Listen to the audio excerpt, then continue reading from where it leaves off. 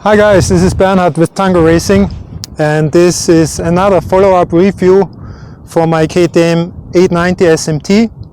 I just recently did a 20,000 kilometer review and I'm just back from a rather long tour and I hit 30,000 kilometers now.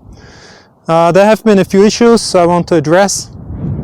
Before we go into the details of the issues of the last 10,000 kilometers, people ask about the servicing. I did the official KTM services. The first one I think is at 1,000 kilometers, and then there was another at 15,000. And I have the appointment for the 30,000 kilometer service now in 2 weeks coming up. Nothing really out of the ordinary regarding the services. People asked about the valve and the camshaft issues some people experience with this engine. I can't really say anything about this. The valve are going to be checked at the 30,000 kilometer service. Nobody takes a look at the 15,000 as far as I know. So what I can say in this regard, I do have the 890R, Duke 890R. It has 55,000 kilometers now, part very heavy racetrack use. And I was asking myself what's going on with these engine problems. And since I run the full Akrapovic exhaust system on the 890R, I had a dyno run when I got it at the very beginning to check the power. And I just had one recently now with 55,000 kilometers, and it's exactly the same. It does need a little oil, but otherwise the engine looks completely fine, and I don't see any issues with it. And as I said, the dyno run produced the exact same horsepower than when I got it brand new after, what is it now, 4 years and 55,000 kilometers. So I hope that the engine is okay on the 890R. On this one, the SMT, it seems to be even better because I don't need a single drop of oil. I did had to add about 200 milliliters of oil within the first 1,000 kilometers. So at the very beginning, suddenly the oil level dropped from being fine to like way too low, and I had to add like 250 milliliters of oil. But since then, I did not add a single drop of oil. So for the last 15,000 kilometers now, for example, I didn't have to add any oil at all. So I hope that engine-wise, everything is okay. Still, as I mentioned several times, I love the bike, but surprisingly, even for myself, I come to like a possibly negative consequence, and I will talk about this at the end of the video. Service-wise, yeah, so far, besides of the regular service at 1,000, 15,000 kilometers, I replaced the front brake pads at 15,000 kilometers. I'm going to replace them again now, as well as the rear brake pads, and also the clutch plates. Because with the 890R, we checked the clutch plate at 30,000 kilometers and dealer said it's fine. And at 45,000 kilometer service, they were completely gone, and it did some damage to the clutch casing, needles and whatnot. So I'm not going to do that again. I don't take the risk, especially with the SMT, which is meant for long tours. I don't want to have a clutch issue when I am somewhere in the world. So I will replace the clutch at 30,000 kilometers now, and just to be safe. Otherwise, as far as regular service and spare parts go, nothing else to say. But as you have seen in my 20,000 kilometer review, there have been plenty of issues. And sadly, that didn't stop. So this now is basically 1 year of ownership of a 890 SMT. And not everything was good. So before we go through the issues which added to those I mentioned in the 20,000 kilometers review, I want to show you a few things that changed. Since I did more and more off-roading, I was telling you that I was not impressed with the protection of these plastic bars, plastic pieces. So I had 2 drops, like basically a standstill and very slow going, and this left one cracked quite badly. So I thought if I have a bit faster crash, I'm not very sure that this will be enough protection, so I opted for an additional crash bar and engine plate. There are discussions about this, and I will mention two things about it. One is the original crash bars from KTM, which are not available for the SMT but for the Adventure. At least some of the mounting points are on the frame itself. For the SMT, there is no crash bar available from KTM. This is third party from HEPCO and Becker. And the issue with this could be that the weakest point of the whole construction is the thread here at the engine bay. So the bar is mounted on two threads here right into the engine bay. And chances are, if you have a really bad crash with a lot of force going into this, that these threads at the aluminium engine bay are breaking, and this will lead to an expensive repair. I'm aware of this. My point would be that if you have a really high-speed crash with a lot of impact force, I don't expect no damage to happen, so things will break. So this is something I would expect to happen. To me, it was more important that if you do, like, I'm not very experienced in off-roading, so it drops now and then, but most of it, almost every time, is standstill or even very, very slow drops. So slow speed drops. And you can see I had some contacts here left and right already. And well, that's the benefit of this crash bar. So for this low speed, standing, slow speed crashes, this will protect any other part. It will be easier to pick up the bike because it's standing a bit more upright, and you're not crashing these plastic parts every time. I mean, those were not very expensive. It cost like 55 euros, both of them. So you can argue you go with those, and when they break you replace them. There's one more thing I noticed with these crash bars, which I don't like actually. When you're sitting on a bike, this part of the crash bar is coming quite close to your leg. So, and it happened to me once when you ride and you have some emergency and you feel like you have to get the foot down. If you do this a very fast motion and not perfectly controlled way, there's a good chance that when you go to the front and down, that you hit your shin, your lower part of your leg, on this crash bar. Happened to me, hurt quite a bit. And well, that's a huge advantage of the original part without a crash bar. If you go down with your leg, you will be deflected with the plastic bar. There's no chance for you to hurt yourself. That's different with this crash bar. So left and right, the same thing. When you go down here, there's a good chance you hit your leg on the crash bar. So yeah, you have to decide if that's good or not for you to have additional protection, but this thing going on or not. Otherwise, I don't think anything else changed from the 20,000 other than the tires. I will make a dedicated video about this, sneak preview of the front one. I found some interesting things about those tires. These are Pirelli Angel GT2, but it's too long for this 30,000 kilometer review now.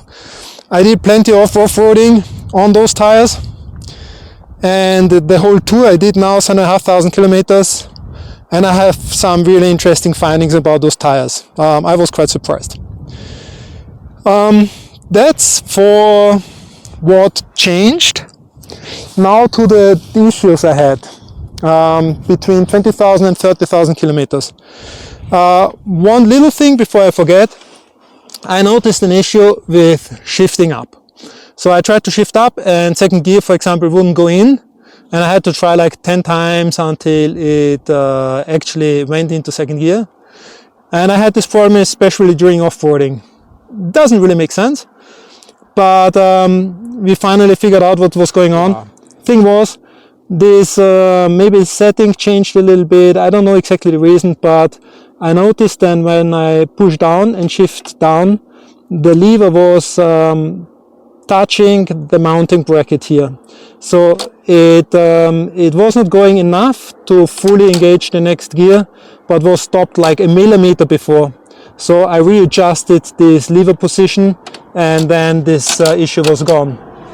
So nothing too bad, but in case you wonder, you have a problem with shifting now and then, this is something we might check. Very easy and fast fix. Not so easy, not so fast fix was an issue I had during the first day of my tour. I went part highway, or also if you go through slow villages, I like to use the cruise control, and this cruise control started to switch itself off regularly and in even smaller intervals. And at the end, I couldn't even engage it anymore at all. So I went to a KTM dealer and explained the problem with the cruise control, and he started to explain to me that I was shifting in the wrong way. And it's due to my adventure controller here, so the position of the shifter is shifted, and the clutch lever is therefore not possible to pull it right to the grip, and this might confuse the cruise control while shifting. That's well, it was not correct for various reasons, and it's the first time I've heard that you have to pull the clutch lever down to the grip. On the contrary, every motorcycle instructor I know of, they will tell you not to use all 4 fingers and pull it all the way, but to use 1 or 2 fingers, and yeah, you just pull the clutch enough to disengage the clutch, and that's the way to go, and you have control over the steering, the grip. It was also not the reason for this. I went to another KTM dealer, but this shows the different experiences with KTM dealerships. The other KTM dealer identified that it's most likely the brake switch. Some brake switches are very simple, located at the brake lever, but on the SMT it's a hydraulic brake switch sitting underneath the tank. So you have to take off the tank and change the switch. This was quite a bit of work, but in the end it showed that this was actually the reason for the cruise control not to work. So this was one of the issues which added to the long list of issues I had already, the faulty brake switch sitting underneath the tank. And another thing which happened again, and sorry, I hope the wind is not going to do bad. It's really windy here. I try to shield this with my body. And when you remember the first reviews I did, I had a problem with this windshield. The combination with the touring windshield and the spoiler led to the problem that the windshield was breaking around here. I tried to get a statement from KTM asking if this is a suitable combination. This is an official power part from KTM. It's not produced by KTM, but it's offered as KTM power part together with this windshield. So this is not by myself. I ordered this with KTM, but they never confirmed that this is actually going to work or not. So we replaced the windshield, and I tried to reinforce this with these plastic rails and make a connection between the navigation mount and the windshield, so this is more sturdy altogether. And still, as you can see, hopefully you see that these cracks start to come again. Probably because of my plastic reinforcements, it didn't crack all the way right away like the last windshield, but it starts. So it's just a matter of time that it cracks completely. And again, you can see that the placement of the cracks is exactly the same point. Whereas you have some material going on at the lower part, this becomes less and less, and when it's over, this kind of additional material and 90-degree angle, this is the place where it starts to crack. In fact, I had a comment on YouTube with somebody using this touring windshield without the spoiler, and he had the same cracks going on here. So I don't know if I've mentioned the solution for the warning blinker light, which was repaired like 3 times, was the right front blinker indicator. So when they changed that, this problem went away. Funny enough, one of the last repair attempts for this issue was to replace the on and off switch, because they had the idea that the warning indicator switch might interfere with this, causing that. So this switch got changed. Now I have the problem that quite often when I start here, the switch won't go back into his original position. So this is how it should behave, but more often than not, I don't know what this depends on. I push and it stays like that. I have plenty of videos and photos showing that. So the already new switch which got replaced has to be replaced again because of that now. And another thing was causing problems, and I kind of suspected that. Originally I used the KTM GPS holder, which is complete plastic bracket, and it's so soft, at least with something as heavy like a cup eater tablet, that the whole thing was vibrating so much you couldn't see a thing. So I replaced it with a third-party bracket made from steel. The bracket itself is very good, but despite me trying to mount it as hard as possible, and I even changed this nut here, because the original part used with the bracket is something you can screw with your fingers, but you couldn't tighten this anywhere as tight as you have to using this part. So I replaced this with a regular nut and tightened this with tools using Loctite thread locks. Like basically I drowned this thing and thread lock this as well as this bracket. But as you can see, it didn't last very long, and during my last tour, doing quite some off-roading as well, I have to admit that, it started to tilt down like so, and you couldn't see a thing. So that's not working for me, and I have to find a better solution for this as well as for the windshield. I'm currently in discussion with Lucas from Rade Garage in Czech Republic. I am visiting him next week. And he has a carbon tower for the KTM Adventure 890. It's not meant for the SMT. He has never done it for the SMT, but we are going to take a look and see if it's possible to mount this on an SMT. If so, I will go for that, because this should solve my windshield problem as well as hopefully the mounting problem for the tablet. I will make a video in case we are able to mount this and show you how this looks on an SMT. I think these are the issues I had since the 20,000 kilometer review, and now for the end of this video, yeah, I have to say something. I'm surprised myself. I told you many times how happy I am with this bike. When it works, it's amazing. I love it. I can't think of any better bike for what I'm doing, which is very versatile riding. I go from highway to country road to supermoto racetrack and to slide to middle difficult off-road tracks. And I'm really happy with this bike and how it performs, when it performs and when it's working. The thing is, I was putting up a list of all the issues I had now within the first year of ownership, and it turned out I had 16 individual problems with it. So if you take the season, the motorbike season is basically like half a year, it's having an issue every 2 weeks, even more than that. And I don't know exactly how often, but for sure I have been in the workshop more than 10 times, which means every time you need an appointment. You cannot plan a trip with a motorbike. You have to bring it there. I have to keep it there for like 1 to 7 days. I have to get it back. So I wrote several messages to my KTM dealer as well as to KTM directly, telling them about the history of the SMT.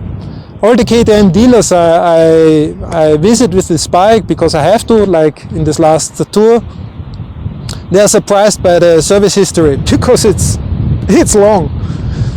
And I told them, look, I had 16 different issues. Is this the quality you expect from a new bike of yours?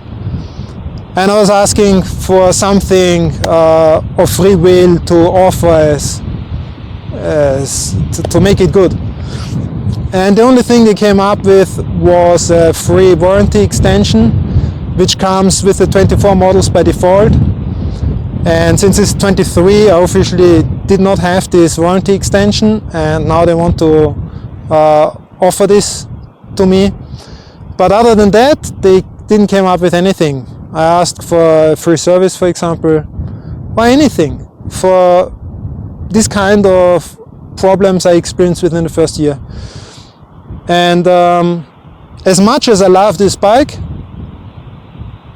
I was thinking about another new KTM after my first two ones, because with all of them I had quite a long list of problems within the first year, but this SMT tops it all.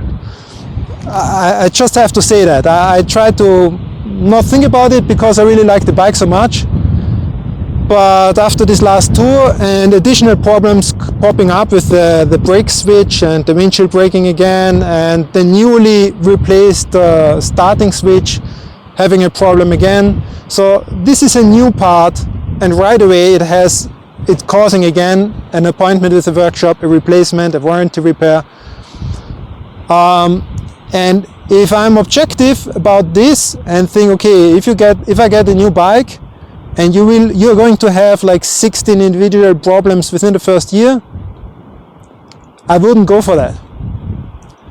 So